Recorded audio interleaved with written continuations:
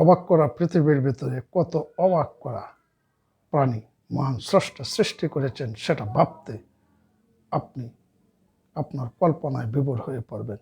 আপনি জানেন না এই পৃথিবীতে কত ধরনের প্রাণী জীব মহান রব্বুল আলামিন, মহান সৃষ্টিকর্তা সৃষ্টি করেছেন।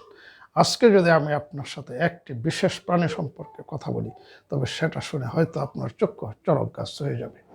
আপনি কি জানেন আমাদের এই পৃথিবীতে প্রায় 27,500 প্রজাতির পিপিলিকা আছে, যে পিপিলিকা শুধুমাত্র পৃথিবীর একটা দেশেই নেই, আর সেখানে হচ্ছে অ্যান্টার্কটিকা মহাদেশে পাওয়া যায় না কোনো পিঁপড়া।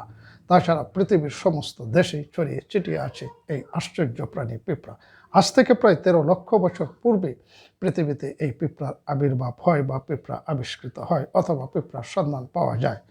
কিন্তু দুঃখজনক হলেও সত্য যে আস্তে আস্তে করে এই পিঁপড়ার প্রজাতিটা কমে কমে এখন প্রায় পৃথিবীতে 1300 প্রজাতির পিঁপড়া বেঁচে আছে।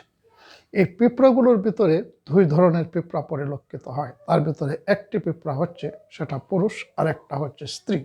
পুরুষ পিঁপড়াটাকে শ্রমিক বলা হয় বা সৈনিক বলা হয়, আর স্ত্রী পিঁপড়াটাকে ড্রোন পিঁপড়া বলা হয়। একটি পুরুষ পিঁপড়া সাধারণত 1 সপ্তাহ থেকে শুরু করে সর্বোচ্চ 1 বছর পর্যন্ত বেঁচে থাকে। আপনি শুনলে অবাক হবেন যে একটি স্ত্রী পিঁপড়া কমপক্ষে 30 বছর পর্যন্ত বেঁচে থাকতে পারে। এরা সমগোত্রীয় একসাথে দলবদ্ধভাবে বসবাস করে। তার চেয়ে বড় বিষয় হচ্ছে এই পিপিলিকাদের আছে বিশাল খাদ্য ভাণ্ডার, এই পিপিলিকাদের আছে বিশাল সৈন্যবহর, এবং যেখানে যখন যে কোনো বিষয়ে তারা সাথে সাথে প্রিপারেশন নিতে পারে এবং সিদ্ধান্ত নিতে পারে। ভাবতে অবাক লাগে যে একটি ক্ষুদ্র পিঁপড়া এত বিশাল শক্তি এবং এত মেধার অধিকারী যে তারা যে কোনো বিষয়ে যে কোনো সময় তারা সুন্দরভাবে সিদ্ধান্ত নিতে কোনো প্রকার ভুল করে না।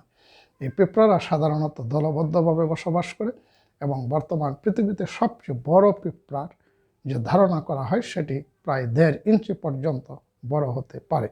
তবে কোনো কোনো পিঁপড়া এত বেশি ভয়ঙ্কর এবং বিষাক্ত যে তার কামড়ে যে কোনো সময় হতে পারে আপনার মৃত্যু।